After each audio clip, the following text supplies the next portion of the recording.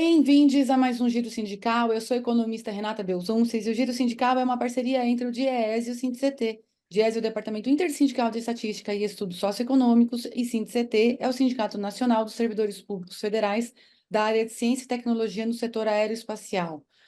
Esse giro sindical, ele é muito especial, ele é muito importante, porque hoje a gente vai receber aqui o presidente da CUT, da Central Única dos Trabalhadores do Rio Grande do Sul, para a gente falar um pouquinho, conversarmos a respeito de todo o estado de calamidade, de catástrofe que se abateu sobre o estado, a partir da perspectiva dos trabalhadores, que são, evidentemente, a maioria da população atingida. Amarildo, obrigada por aceitar nosso convite. A gente sabe que você está com uma agenda muito complexa esses dias, então eu já queria começar te agradecendo demais por aceitar conversar conosco no dia de hoje. Obrigado, Renata. Parabéns aí pelo giro sindical, ao sindicato, ao DIEESE. O Amarildo, ele é presidente reeleito da CUT Rio Grande do Sul, ele é professor e também faz parte, também compõe a direção do SIMPRO, do Sindicato dos Professores do mesmo estado. Em primeiro lugar, eu gostaria que você falasse um pouquinho sobre as reações imediatas e as reações mais rápidas que os sindicatos já têm tomado, e a partir da CUT, quais são as medidas, o que vocês já têm feito para contribuir? Primeiro, a gente precisa registrar. Esses fenômenos climáticos vieram para ficar, o aquecimento global existe, contrariamente a que muitos tentaram dizer e continuam, a pretexto de ficar acumulando e destruindo a natureza, e estamos colhendo as consequências dessa irresponsabilidade do humana e do capitalismo. Nós temos uma discussão que vem sendo acumulada na CUT há mais tempo sobre a necessidade urgente da pauta climática fazer parte da luta da classe trabalhadora. E nós incorporamos nos últimos congressos esse tema e tensionando junto às autoridades para que isso se constitua políticas institucionais do Estado brasileiro como um todo, com muita resistência, né, dos setores econômicos, há que se dizer. Agora vem aqui no Rio Grande do Sul essa tragédia, né, que ela, na verdade, ela já, o ano passado já aconteceu em algumas partes do Rio Grande do Sul. A gente já estava avisado, inclusive Porto Alegre, e nada foi feito, viu? E a grande crítica que a gente faz aqui para os nossos governantes locais é que foi dotado R$ 50.000 para a Defesa Civil no orçamento desse ano. Aqui a Prefeitura de Porto Alegre não arrumou as comportas de entrada de água da cidade e não protegeu as bombas que retiram água dos alagamentos, porque uma parte da cidade de Porto Alegre ela é mais baixa que o rio. Então tem todo o sistema de controle e tal. Uhum. Mas nós, sindicatos que fizemos a luta, ano passado organizamos a solidariedade com todos os trabalhadores que perderam lá seu fogão, o seu micro-ondas e tal, a gente sempre ficou alertando para a necessidade de se fazer um plano, né, mais preventivo e tal, inclusive de não se voltar para casa e se reconstruir a cidade em outro local, alguns bairros. Quando o 1º de maio veio e choveu muito, suspendemos os atos aqui no Rio Grande do Sul, a gente já saiu a campo para comunicar as comunidades mais vulneráveis para que começassem a fazer um plano de saída. E organizamos espaços, inclusive, de acolhimento. A gente ficou bem no embate de conversar com as pessoas e as pessoas ficarem desconfiadas, porque, sabe, as fake news, a própria mídia não contribui muito, né? Dizendo que pode ser uma chuvinha, mas se diz que vai ter 400, 500 milímetros de água nas calhas, né, coletoras de água, essa água toda vai chegar aqui uma hora dessa, vai passar pelas cidades onde os rios correm. E nós acreditamos nos cientistas da URGS que disseram, dessa vez, Porto Alegre tem que se preparar para evacuar, a região metropolitana vai ter que se preparar, e nós nos preparamos melhor para isso. Nós, eu digo a CUT, e vários sindicatos já se colocaram à disposição com suas estruturas físicas para acolher as pessoas. Então, nós temos hoje temos 10 sindicatos aqui em Porto Alegre, acolhendo pessoas em seus espaços físicos. Nós estamos acolhendo gente, inclusive aqui na CUT, em torno de 30 famílias. atrás de colchão, de alimentação e tal, até fazer toda a incorporação do processo da Defesa Civil do próprio governo federal e suas iniciativas nesse processo. É uma aprendizagem. E nós estamos com uma certa vantagem do ponto de vista assim, organizativo, porque nós, desde 19, quando me elegi, e nós, o nosso grupo coletivo aqui, a gente propôs fazer o projeto CUT com a comunidade. É um plano muito legal, que quando a gente identificou a fome, nós agimos no sentido de articular, fortalecer cozinhas solidárias nos territórios. E essas cozinhas solidárias nos territórios, que hoje são, só em Porto Alegre são em torno de 21 cozinhas, exatamente 21. Agora surgiram dos metalúrgicos, da saúde e tal, que se incorporaram nesse programa. Hoje abastecem 21.000 refeições no meio-dia e 21.000 à noite. Essas cozinhas solidárias, elas se transformam no centro de produção de marmitas, como a gente chama aqui, que é um prato que está sendo levado nos pontos de referência, nos pontos de acolhimento, nas casas de quem acolheu seus parentes. E isso tem sido uma experiência. E nos organizamos aqui, né, porque esses espaços também exigem a presença de equipes médicas, assistentes sociais, Uhum. psicólogos, sanitaristas, nutricionistas e tal. E claro que agora isso tudo está vindo com uma forma muito agilizada, políticas governamentais.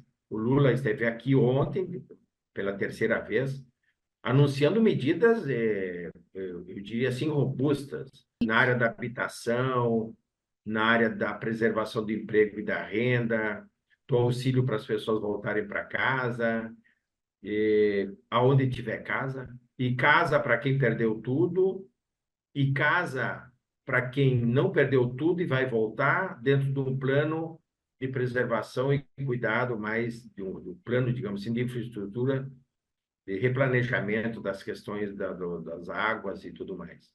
Nós estamos muito esperançosos, porque temos que estar, Uhum. de que os governos entes federativos se congreguem como estão, e com toda essa decisão oportuna, adequada, eu acho que o governo federal recupera esse espírito de para serve uma república, né? Para que serve o Estado brasileiro e todas as suas frentes. Isso dá um sentido, né, dentro de uma democracia, né, de fortalecimento, né, da importância de equipamentos públicos que funcionem, equipamentos públicos como é o Estado, que não são um fim em si mesmo, e sim algo que tem que estar a serviço do desenvolvimento da população.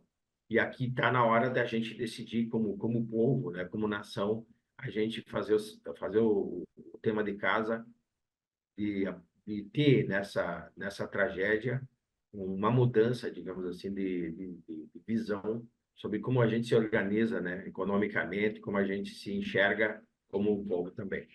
E o Giro Sindical volta já já.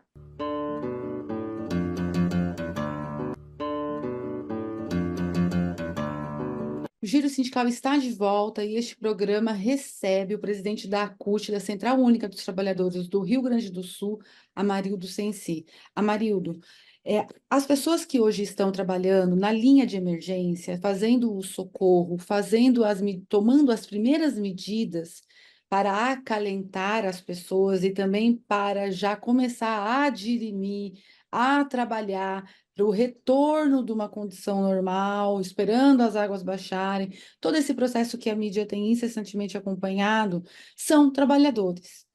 São trabalhadores do setor público ou são terceirizados pelo setor público e uma parte são trabalhadores do setor privado. Esses trabalhadores, imagino, e aí eu gostaria que você contasse um pouquinho, devem estar submetidos a jornadas extensas, são pessoas que também têm situações para cuidar próprias, situações domésticas. Então, como é que tem sido isso? A gente falando agora um pouquinho dos trabalhadores do setor público. O setor público, que foi sucateado gravemente no último período, né, especialmente federal, porque algumas estruturas foram simplesmente desmontadas, deu uma resposta à altura da exigência do que a gente faz de um setor público. Nos alertaram os cientistas que são das instituições federais, equipamentos científicos, nos disseram, olha, vamos cuidar melhor da vida e do planeta. E os setores públicos agora nas emergências é linha de frente, desde os setores das Forças Armadas, que atuaram e atuam mais junto com a sociedade civil, que é verdade. Aqui foram milhares e milhares de voluntários, mas o setor público, eu queria alertar isso aí, cumpre o seu papel. É verdade, muitos servidores foram atingidos porque moram também em regiões mais vulneráveis, em bairros que foram alagados agora. Então, a gente convive com uma realidade de servidores públicos que não estão, que perderam tudo também, que não estão conseguindo ir ao trabalho, e remanesce, claro, um serviço dobrado para quem tem que dar cobertura, porque já é pouca gente, né? Infelizmente, nós passamos aí eu falei do desmonte, mas uma diminuição também de servidores públicos. E à medida que as pessoas foram saindo, se aposentando e tal, eles não foram substituídos à altura da necessidade. O DEMAI aqui em Porto Alegre faltam 2.000 servidores. O DEMAI é o equipamento das águas, do cuidado da cidade, da proteção da não entrada da água na cidade. Não foram repostos dentro de uma perspectiva de vender a empresa pública da água, do saneamento aqui de Porto Alegre, com 400, 500 milhões em caixa. E com 150, 200 milhões teria arrumado tudo, não teria uma gota d'água dentro de Porto Alegre. Então, mas o servidor público está ali, está correndo atrás, está buscando soluções, está se transversalizando, está buscando experiências de outros estados da federação. Aqui tem servidores públicos de outros estados também contribuindo nas suas áreas, dando assim, digamos assim, mostrando assim, como eu disse, a função do Estado, porque o servidor público, como a gente diz, ele está a serviço, ele está aí para atender a população. E diante de uma tragédia dessas, mais ainda se desdobra, né, a importância desses profissionais, porque eles estão em áreas que eles conhecem a área que eles atuam. Eles têm experiência em relação, inclusive, a políticas públicas que deveriam ser desenvolvidas em cada área. Então, além do trabalho propriamente dito, tem toda essa inteligência, esse acúmulo que eles têm, que é muito importante num momento desses. No setor privado, evidentemente, também há uma paralisação do setor privado, há uma paralisação dos negócios, há uma paralisação nas empresas, e isso tudo preocupa, porque além das perdas materiais e as perdas principalmente humanas, sem dúvida alguma, há também a preocupação de o que vai acontecer também com o emprego dessas pessoas. A gente já sabe que já está na imprensa a solicitação de benefícios por parte dos empresários para fazerem frente a esse período e preocupa, evidentemente, os trabalhadores. Será que continuarei empregado? Como é que está essa situação no mundo do trabalho no setor privado? É uma situação parecida com a da pandemia? Nós tivemos na pandemia uma espécie de paralisação de todas as atividades.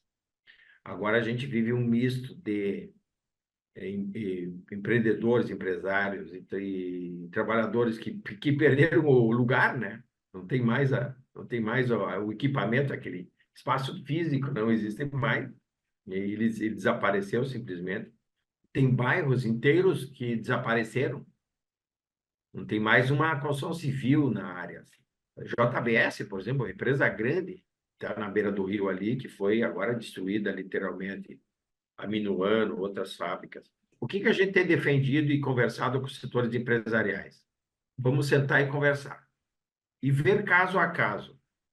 Primeiro, a gente parte do pressuposto que tem que manter o emprego e a renda das pessoas, porque o pior de tudo é saber que alguém está num abrigo, perdeu tudo e daí foi demitido. É uma coisa muito estranha, que chega aqui na central, chega no sindicato, olha, eu fui demitido. Foi suspenso o meu contrato de trabalho.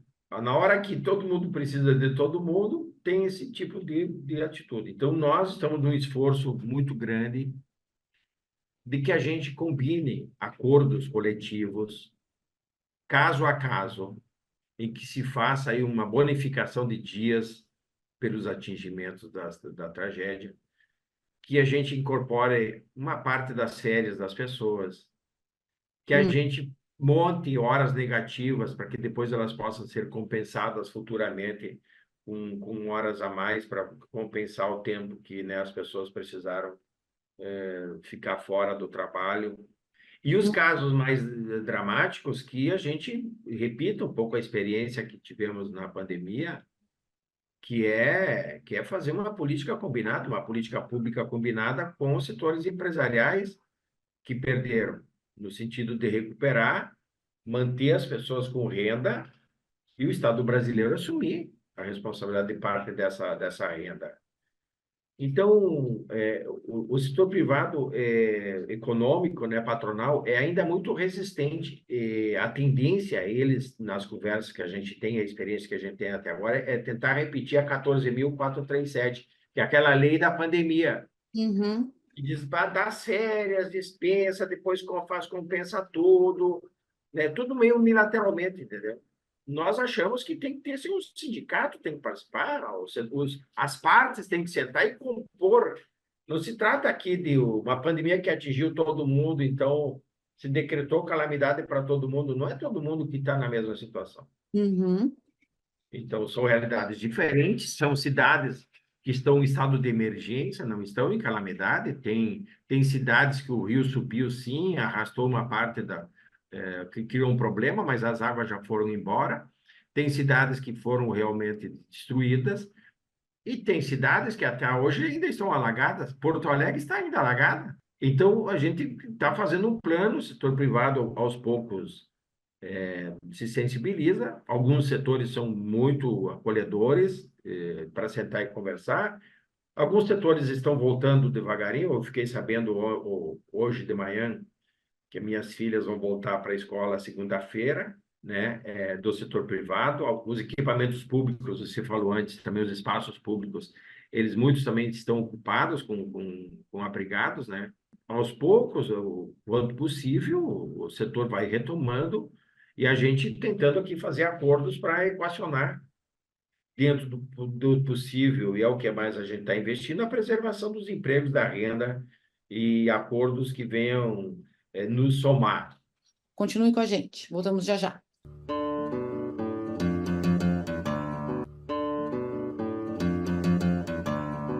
Giro Sindical está de volta e aqui nós continuamos a nossa conversa com a Marildo Sensi, presidente da CUT, da Central Única dos Trabalhadores do Rio Grande do Sul. É evidente que reconstruir cidades com planos de resiliência envolve muita mão de obra, envolve trabalhadores. Ter um setor público mais preparado envolve fortalecer o setor público, contratar servidores, contratar, capacitar, colocar nas melhores práticas, colocar na frente, na vanguarda do conhecimento que a gente tem sobre esse assunto no mundo. Eu sei que você comentou que a CUT do Rio Grande do Sul lançou um documento e eu gostaria que você falasse um pouquinho, trouxesse aqui para o Brasil inteiro qual foi essa manifestação que a CUT do Rio Grande do Sul fez. Então, a gente, na verdade, foi construindo um documento, conversando com todos os setores, né? Macro setores aqui dos trabalhadores, de como que a gente deveria se posicionar nesse momento tão difícil. Reunimos os coletivos jurídicos, né? Que a gente tem um grande coletivo jurídico aqui, dos públicos, dos privados, e ousamos apresentar o documento, distribuímos ao governo, mandamos para o Ministério do Trabalho, para a CUT, primeiro fazendo uma menção a essa ideia de que, bom, às vezes essa questão ambiental veio para ficar. E a gente precisa se preparar para isso. E nesse momento, a gente precisa preservar empregos e a renda das pessoas, de alguma maneira, tanto em políticas públicas quanto nos processos negociais que a gente venha a tratar. Por isso, a importância da presença dos sindicatos como interlocutores dos processos, tanto de empregadores quanto de trabalhadores. O primeiro impulso empresarial foi tentar aplicar automaticamente a 14.000, que estabelece lá férias, que vai, entendeu?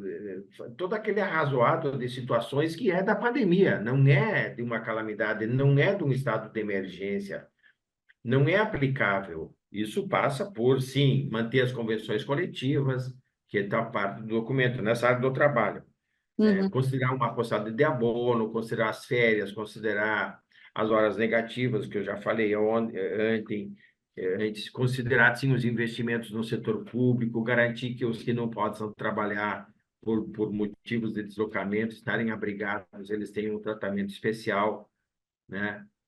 E lógico que dentro disso aí a defesa de políticas públicas envolvendo a União, o FGTS, linhas de crédito facilitados para as pequenas e médias empresas, a fundo perdido, inclusive, um plano de moradia que a gente considerou aqui cidades sustentáveis, né? Cidades solidárias, enfim. A nossa casa e nossa vida, e não mais a minha, né? Que ela sempre dá uma ideia de que depois que eu estou lá, eu faço o que eu quero, né? E colocar a agricultura familiar dentro desse cenário e ter um tratamento especial para a produção de alimentos, né? Linhas de crédito, o dinheiro para linha branca, que acabou sendo anunciado ontem, a gente ficou bem feliz. A gente sabia que ia vir, mas isso tinha que fazer parte, é um pouco a expectativa que os trabalhadores têm, assim como essa questão da moradia. E grandes frentes de trabalho, junto com os setores empresariais, para envolver as comunidades, nos territórios, os trabalhadores e trabalhadoras, os desempregados, no Hum. sentido de fazer todo o processo de recondicionamento, limpeza, enfim, higienização dos espaços, porque isso para nós dá essa ideia de um grande povo em movimento, um coletivo, né, se ajudando. Ah, e as empresas que não tivessem uma volta tão cedo, se aplicasse lá a política do governo federal garantir a renda, né? E as empresas também complementarem e se manterem ativas, pelo menos, e depois se reconstruírem em algum outro espaço, também com políticas públicas que estão sendo anunciados aí, né? O Pronamp e outras políticas. 14 de maio, as centrais, a CSB, a CTB, a CUT, a Força Sindical, a Intersindical, a nova central, a NCST, a Pública e a UGT, assinaram uma nota em que estabelecem uma série de propostas para a construção de cidades resilientes e para enfrentamento da mudança climática e da emergência ambiental. Essas propostas das centrais sindicais, elas falam, além da solidariedade que os sindicatos estão implementando e que o Amarildo já trouxe para a gente, através da disponibilização de sedes, através das cozinhas, através dessa luta, dessa ação emergencial, mas que também tenta se preparar para o futuro, compreendendo que a emergência climática ela veio para ficar e que a gente não nega isso, a classe trabalhadora não é negacionista. Essa é uma série de propostas de políticas de trabalho, emprego e renda. Existem propostas como, tipo, formular e implementar o programa de empregos de interesse público e comunitário, onde as pessoas elas estariam preparadas através das ocupações adequadas para agirem, para atuarem num caso da emergência climática se fazer presente com o que é o que temos, que envolve a construção e reconstrução das cidades, envolve o cuidado com as pessoas e com o meio ambiente e a saúde pública. Então, são novas modalidades que essas emergências climáticas estão fazendo necessárias. Tem propostas como do tipo pensar o que a gente faz com o FAT e com o FGTS, pensar, por exemplo, o seguro-desemprego, se um negócio ele vai à falência, se um negócio ele deixa de existir, o seguro-desemprego é o mesmo numa situação de destruição de uma região, de um local, ou uma situação em que há uma certa normalidade, há uma certa. Ou seja, é possível buscar um outro trabalho, mas não é possível buscar um outro trabalho quando você tem algo dessa monta. Então, há uma série de políticas públicas que precisam ser pensadas e repensadas. E pela primeira vez, o movimento sindical faz uma ação conjunta entre todas as centrais, propondo essas políticas. O caso do Rio Grande do Sul e essa experiência que vocês estão vivendo e acumulando, certamente vai ser muito necessária, Marildo. Sobre essa experiência, ligando com esse documento que as centrais assinaram, o que você gostaria de destacar como algo a ser implementado emergencialmente? Especialmente essa combinação de pensar o emergente articulado com algo mais sustentável e preventivamente pensado e estruturado. E a cidade solidária, a cidade sustentável, isso também tem que entrar para dentro da área da economia. Também temos espaços de trabalho, eles têm que ganhar, nos ganhar como sociedade para espaços de trabalho mais saudáveis, mais confortáveis, menos assediadores. Vamos imaginar um salto assim de qualidade que eu acho que no Rio Grande do Sul a gente pode ganhar com tudo isso aí. Então, Uhum, a par das políticas públicas de reconstrução física de tudo, das empresas, da casa, do espaço de trabalho, que ele é muito importante, a gente também tem que pensar essa parte mais cultural, sim. essa nova experiência que eu acho que o documento traz, e colocar o movimento sindical dentro desse processo. E o tema do mundo do trabalho tem que estar conectado com essa lógica de sustentabilidade, de solidariedade, e também melhorar a distribuição de renda. Como que a gente combina nesse momento, nessa nossa visão sindical, esse processo? Então, eu acho que o documento de ontem, ele faz esse engate aí que nós precisamos conversar muito Uhum, de como fazer. O movimento social sindical já participa de várias frentes de discussão. Parece que cada coisa é uma gaveta, né? Que coa, que conversa lá, mas não traz tudo para dentro de uma relação mais global que a gente precisa aproximar. Eu acho que o movimento sindical ele pode contribuir muito nessa aproximação, porque na minha opinião, na nossa opinião, isso faz parte, né, da velha luta de classes que a correto. gente tá aqui conversando. Não deixou de existir, nós continuamos com interesses diversos, mas nós temos que aproximar interesses ainda em tempo de salvar o planeta e de construir uma sociedade mais igualitária e mais justa. Amarildo, eu quero te agradecer mais uma vez. Muito obrigada e conte conosco, conte com toda a solidariedade que todo o Brasil, o movimento sindical brasileiro, certamente emite para vocês. Obrigado pela oportunidade, obrigado a toda a solidariedade do Brasil, das pessoas do mundo que estão empatando com a gente, e deixo também um grande abraço e um obrigado a todos esses sindicatos, sindicalistas e militantes que estão de voluntários, estão cedendo seus espaços físicos, estão contribuindo para essa e todas essas cozinhas comunitárias e mães e lideranças de territórios que estão, digamos assim, nesse momento, estamos todos juntos para aprender e sairmos daqui resilientes, mas mais solidários, humanos e construtores de um Brasil e um Rio Grande do Sul melhor. Obrigado. Seguimos. Tchau, tchau.